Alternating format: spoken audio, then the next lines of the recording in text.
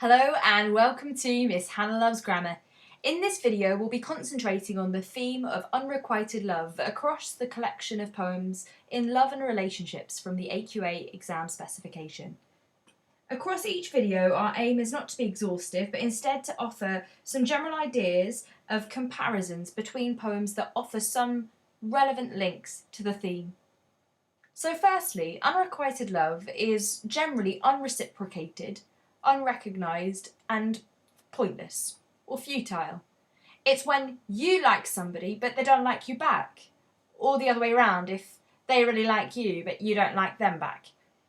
The poems in the collection that cover that theme that we'll be concentrating on are Neutral Tones by Thomas Hardy, Sonnet 29 by Elizabeth Barrett Browning, Love's Philosophy by Percy Bysshe Shelley, and Farmer's Bride by Charlotte Mew.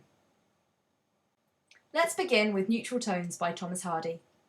The two quotes we'll be thinking about here begin like this: "The smile on your mouth was the deadest thing."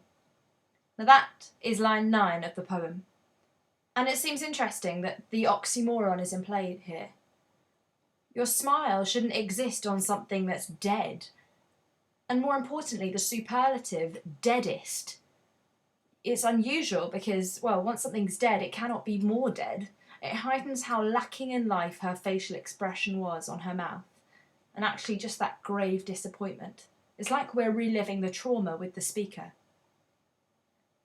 It's almost seen as a bitter recollection, I think, of the breakdown of this relationship.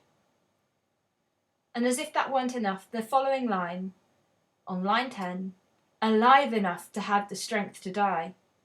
On line 10, the verb alive stresses she chose for it to die. It's weird, it's echoing quite nicely the bleak imagery that we see created by the pathetic fallacy across the poem. In this case, it's a winter day and there are greyish leaves that are rotting and dying. It's amplifying this sense this is a hopeless situation in a hopeless setting, and it's all very disappointing.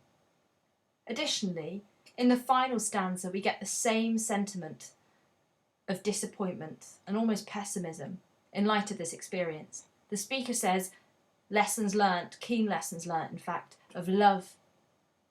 It deceives, love deceives. So it seems here that the overriding thing is, by retelling this moment, this pivotal moment, the unrequited love is clear. The speaker is reliving their trauma and suffering because they longed for that relationship to last, yet it didn't. A poem that equally has quite a bleak outlook on unrequited love is Farmer's Bride by Charlotte Mew. The speaker in that poem is fueled by the desire to physically be intimate with his wife and seems quite at odds with reconciling with her emotionally. By this final stanza, the exclamation marks in the phrases, "Oh my God!" They're emotive and almost uncontrolled, and they signal both his frustration that he's not physically fulfilled, or at least sexually, but also it heightens his desperation.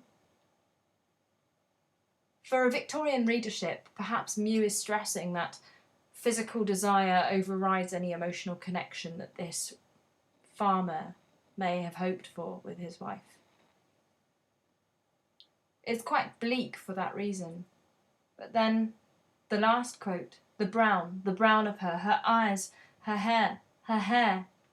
The sordid repetition that's used here emphasises our speaker's struggle for control, and additionally his objectification of his wife reduces her just to her body parts.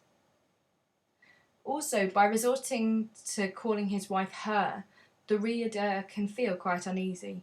It's quite alarming as well, because he has conveyed his ideas up until now with a range of different words, but now this is a series of monosyllabic utterances. It's as if this is over his control now. It's beyond his control and he's struggling to cope with his expression. Our speaker here is showing that there is no hope for this relationship. She must submit to him. Or if not, it's an unhappy relationship because he is desperate for that physical intimacy, and we as readers are inculcated. We know she does not. So next up is Sonnet 29 by Elizabeth Barrett Browning. And in fact, this is at a completely different stage in a relationship. This is in the infatuation stage, and we've already heard that the metaphor has been used of wild vines about a tree, and the metaphor here is heightening how entranced she is by her potential lover. It's as if every time she thinks of him, she is so excited. And it's interesting that in lines 3 and 4 she says, "There's nought to see except the straggling green which hides the wood." And perhaps it's suggesting her desire and views on the potential lover could be compromised by the reality. It's as if the vines that she's created in her thoughts and in her mind are almost becoming this wood that gets in the way of what the reality is. The verb straggling suggests the vine might not actually be as impressive as the potential lover, and the verb straggling has quite negative connotations of not being strong, at least, like we'd presume the intended lover is. And then if we skip to line 14, the last in this sonnet, "I do not think of thee, I am too near." This is about the idea that when she's beside him, there's a difference from when she's just thinking about him. And it's juxtaposing the opening line, which says, "I think of thee," with an exclamation mark because it's so happy. So it's stressing the difference between being with someone and dreaming of them. I think that's also helping us feel excited for this potential relationship, because our first person speaker seems so emotional and so engaged with "I am this, I am that." It's a really personal share with the reader. It's also addressed to the lover. It's as if no imagination is needed when she is with the lover. He is ideal. And actually, I think that's a very fitting, praiseworthy end to a sonnet.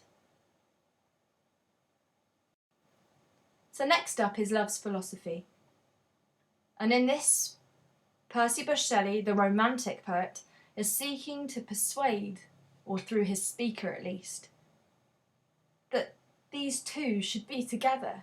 The idea of infatuation is pivotal across this poem, and the idea of seeking to be with another, an unrequited love, is what's at stake. We get the impression our speaker longs to be with the other, but we have no idea of how the other lover feels. The line that begins, "Nothing in the world is single," very much sums up the whole argument that our speaker has in line 5. It's almost as if they're quite frustrated at not being with their potential lover. It's also quite melodramatic, I think. Nothing in the world is single. It's like everything is bound to something else. It seems quite melodramatic to me because, across this poem we have a lot of natural imagery, but the speaker's desire here is to be with another. And so by being so exaggerational as to say nothing in the world, we really understand there's a tint of sort of desperation, not just frustration here.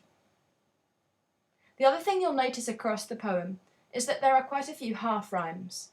The rhyme doesn't work perfectly, and it's shared in the AB rhyme scheme on purpose.